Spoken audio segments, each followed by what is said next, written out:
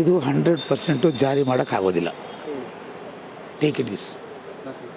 ಏನಕ್ಕೆ ಅಂದರೆ ಇದು ಅವರೇ ಹೇಳ್ತವ್ರೆ, ಇದು ಗಣತಿ ಎಲ್ಲ ಸಮೀಕ್ಷೆ ಅಂತ ಹೇಳ್ತಿದ್ದಾರೆ. M right? ಗಣತಿ ಅಲ್ಲ, ಇದು ಸಮೀಕ್ಷೆ ಗಣತಿ ಅಲ್ಲ. ಅಲ್ಲ, ಇದಕ್ಕೆ ಇವರು 100 ಕೋಟಿ ರೂಪಾಯಿಗಳನ್ನ 100 ಚಿಲ್ಲರೆ ಕೋಟಿ ರೂಪಾಯಿಗಳನ್ನ 169 ಚಿಲ್ಲರೆ ಕೋಟಿ ಖರ್ಚು ಮಾಡಿದ್ದಾರೆ.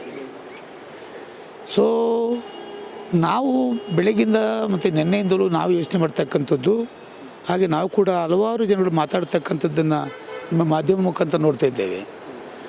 ಹಲವಾರು ಜಾತಿಗಳಿಗೆ ಅನ್ಯಾಯವಾಗಿದೆ ಅಂತಕ್ಕಂಥದ್ದು ನಿಜ. ಆದರೆ ಇವರು ಆರ್ಥಿಕವಾಗಿ, ಶೈಕ್ಷಣಿಕವಾಗಿ, ಸಾಮಾಜಿಕವಾಗಿ ಇದನ್ನು ನಾವು ಮಾಡಿದ್ದೇವೆ ಅಂತಕ್ಕಂಥ ಮಾತನ್ನು ಹೇಳ್ತಾರೆ. ಇವತ್ತು ನಾನು ನೋಡ್ತಾ ಇದ್ದೆ, ಕಲಬುರಗಿನಲ್ಲಿ ಮಾನ್ಯ ಮುಖ್ಯಮಂತ್ರಿಗಳು ಮಾತಾಡ್ತಕ್ಕಂಥದ್ದು ನೋಡಿದೆ. ನಾವು ಯಾವುದೇ ಸಮಾಜಕ್ಕೂ ಕೂಡ ಅನ್ಯಾಯ ಮಾಡೋದಿಲ್ಲ ಅಂತ ಹೇಳ್ತಾರೆ. ಅನ್ಯಾಯ ಮಾಡೋದಿಲ್ಲ ಅಂದರೆ ಎಲ್ಲ ಜಾತಿಗೆ ರಿಸರ್ವೇಷನ್ ಕೊಡಲಿಕ್ಕೆ ಆಗೋದಿಲ್ಲ. ರಿಸರ್ವೇಷನ್ ಕೊಡೋಕ್ಕಾಗೋದಿಲ್ಲ ಅಂದರೆ ಜಾರಿಗೊಳಿಸೋಕ್ಕಾಗೋದಿಲ್ಲ. ಈಗ ನಾಳೆ ಕ್ಯಾಬಿನೆಟ್ ಇದೆ, ಕ್ಯಾಬಿನೆಟ್ ಚರ್ಚೆ ಮಾಡ್ತೀನಿ ಅಂತ ಹೇಳಿದ್ದಾರೆ. ಎಲ್ರಿಗೂ ಅವಕಾಶ ಮಾಡಿಕೊಡ್ತೀನಿ ಅಂತ ಹೇಳಿದ್ದಾರೆ. ಎಲ್ಲರೂ ಅದರ ಒಂದು ಪುಸ್ತಕವನ್ನು ಕೊಟ್ಟಿದ್ದಾರೆ ಓದಲಿಕ್ಕೆ. ಹಾಗೆ ನಾವು ಮಲ್ಲಿಕಾರ್ಜುನ ಇವರಿದೆಲ್ಲ ಪ್ರಿಯಾಂಕಾ ಖರ್ಗೆ ಅವ್ರನ್ನ ಮಾತು ಕೂಡ ಕೇಳಿದೆ. ಹಾಗೆ ನಮ್ಮ ನಮ್ಮ ಹೋಮ್ ಮಿನಿಸ್ಟರ್ ಮಾತನ್ನು ಕೂಡ ಕೇಳಿದೆ. ಜಮೀರ್ ಅಹಮದ್ ಮಾತನ್ನು ಕೇಳಿದೆ. ಅವರೆಲ್ಲ ಹೇಳ್ತಕ್ಕಂಥದ್ದೇನು, ಪ್ರತಿಯೊಂದು ಇವತ್ತು ನಾಡಿನ ಜನತೆ ಯೋಚನೆ ಮಾಡಿ ಭಾಳ ಕುತೂಹಲದಿಂದ ನೋಡ್ತಕ್ಕಂಥ ವಿಚಾರ ಏನಪ್ಪ ಅಂತಂದರೆ, ಇದು ಜಾತಿ ಗಣತಿ ಅಲ್ಲ, ಇದು ಸಮೀಕ್ಷೆ. ಓಕೆ, ಇದನ್ನು ಹಾಗೇನೆ ಹಲವಾರು ಜನ ವಿರೋಧವನ್ನು ವ್ಯಕ್ತಪಡಿಸಿದ್ದಾರೆ. ಅಲ್ಲಿಗೆ ಪ್ರಬಲವಾಗಿ ಒಕ್ಕಲಿಗ ಸಮುದಾಯ ಮತ್ತು ಲಿಂಗಾಯತ ಸಮುದಾಯ ವಿರೋಧವನ್ನು ಮಾಡ್ತಾ ಇದೆ. ನಾನು ವಿರೋಧ ಮಾಡ್ತೀನಿ. ಯಾವುದೇ ಕಾರಣಕ್ಕೂ ಬಿಡುಗಡೆ ಮಾಡಿ ಈ ಅವೈಜ್ಞಾನಿಕವಾದಂಥದ್ದನ್ನು, ಈ ಮಕ್ಕಿ ಕಾಮಕ್ಕಿಗಳನ್ನು ಸುಮಾರು ಔಟ್ಡೇಟೆಡ್ 11-12 ವರ್ಷಗಳಿಂದ ತಂದ್ಬಿಟ್ಟು ಇವತ್ತು ಮಾಡ್ತಕ್ಕಂಥದ್ದು ಸರಿಯಲ್ಲ. ನೀವು ಸರಿ ಅಂತೀರೇನ್ರಿ? ನಾವು ಹೇಳ್ತಕ್ಕಂಥದ್ದೇನು, ಈಗ 5 ವರ್ಷದಲ್ಲಿ 10 ವರ್ಷದಲ್ಲಿ ಎಷ್ಟೋ ಮಕ್ಕಳು ಹುಟ್ಟಿದ್ದಾರೆ, ಎಷ್ಟೋ ಜನ ಹೋಗಿದ್ದಾರೆ. ನಾನು ತಮ್ಮ ಹತ್ರ ಒಂದು ಕೇಳಲಿಕ್ಕೆ ಇಷ್ಟಪಡ್ತೀನಿ, ನಿಮ್ಮ ಮನೆ ಹತ್ರ ಬಂದು ಯಾರಾದ್ರೂ ಗಣತಿ ಮಾಡಿದಾರಾ? ನಿಮ್ಮ ಮನೇಲಿ ಮಾಡಿದಾರಾ? ನಿಮ್ಮ ಮನೆ ಮಾಡಿದಾರಾ? ನನ್ನ ಮನೇನೂ ಮಾಡಿಲ್ಲ. ಅಂದರೆ ಇದು ಯಾವ ರೀತಿಯಾದ ಲೆಕ್ಕಾಚಾರ ಇದು? ಅಂದರೆ ಕಾಂತರಾಜ್ ವರದಿನೇ ಸುಳ್ಳು ಅಂತಾರೆ ಸರ್.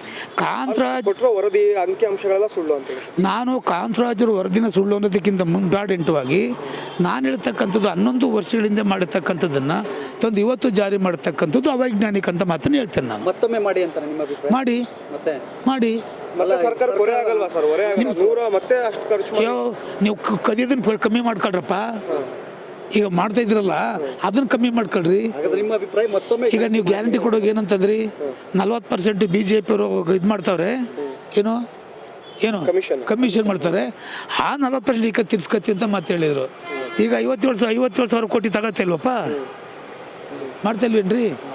ಅದರಲ್ಲಿ ನಾಡಿನ ಜನತೆಗೆ ನ್ಯಾಯ ಸಿಗುತ್ತೆ ಅಂದರೆ, ಇವತ್ತು ನಾಡಿ ಜನ ಉತ್ತಮವಾಗಿ ಬಾಳ್ತಾರೆ, ಅವರಿಗೆ ಸರ್ಕಾರ ಸಿಗಬೇಕಾದ ಸವಲತ್ತುಗಳನ್ನು ಕ್ರಮವಾಗಿ ತಗೊಳ್ಳಿಕ್ಕೆ ದಾರಿ ಆಗುತ್ತೆ ಅಂದರೆ ಮಾಡಿ. ನೀವೇ ಹೇಳ್ತಾ ಇದ್ರಲ್ಲಪ್ಪ, ಇದು ಗಣತಿ ಅಲ್ಲ ಸಮೀಕ್ಷೆ ಅಂತ. ಮಾಡಿ ಸಪ್ರೇಟ್ ಮಾಡಿ. ಅವೈಜ್ಞಾನಿಕವಾದಂಥದ್ದು ಯಾವ ತತ್ರ ಔಟ್ಡೇಟೆಡ್ ತಂದು ಯಾಕೆ ಜಾರಿಗೊಳಿಸ್ತೀರಿ? ಅದರಲ್ಲೂ ಈ ಯುಗದಲ್ಲಿ ಎಲ್ಲರೂ ಕೂಡ ಎಜುಕೇಟೆಡ್ ಆಗಿದ್ದಾರೆ.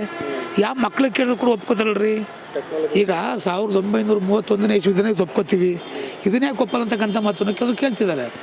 1931 ಮಾಡ್ತಕ್ಕಂಥದ್ದನ್ನು ಅದನ್ನು ಒಪ್ಕೋತೀವಿ. ಯಾಕೆಂದರೆ ಅವತ್ತು ಜಾರಿ ಮಾಡಿದ್ದು, ಅದನ್ನು ಇವತ್ತು ಇಂಪ್ಲಿಮೆಂಟ್ ಮಾಡೋಕೆ ಹೋದರೆ ಯಾರು ಒಪ್ಪಲ್ಲ. ಒಂದು ವೇಳೆ ಬಿಡುಗಡೆ ಮಾಡಿದ್ರೆ ಪ್ರಬಲ ಸಮುದಾಯಗಳ ಎದುರಾಕೊಂಡಂಗಾಗುತ್ತೆ. ಅದು ಸಿಎಂಗೆ ಪರಿಣಾಮ ಬೀರ್ಬೋದಾ? ಜಾರಿನೇ ಮಾಡಲ್ಲ ಅಂತೀನಿ, ಪರಿಣಾಮ ಏನು ನಡ್ರಿ. ಈಗ ಸರ್, ಅಂದರೆ ಒಕ್ಕಲಿಗ ಮುಖಂಡರು ಕೂಡ ಹೇಳ್ತಾ ಇದ್ದಾರೆ, ನಮ್ಮ ಪಕ್ಷದ ಅಂದರೆ ನಮ್ಮ ಮುಖಂಡರ ನಾಯಕರು ಎಲ್ಲರಿಗೂ ಕೂಡ ಒತ್ತಾಯ ತರ್ತೀವಿ, ಯಾವುದೇ ಕಾರಣಕ್ಕೂ ಇದು ಬಿಡುಗಡೆ ಮಾಡಬಾರ್ದು, ಸರ್ಕಾರ ಬಿಡಿಸುವಂಥ ಕೆಲಸ ಮಾಡ್ತೀವಿ ಅಂತ ಕೂಡ ಒಕ್ಕಲಿಗ ಸಮಾಜದವರು ಹೇಳ್ತಾರೆ. ಅದಕ್ಕೆ ನಾವು ಸಾಥ್ ಕೊಡ್ತೀನಿ.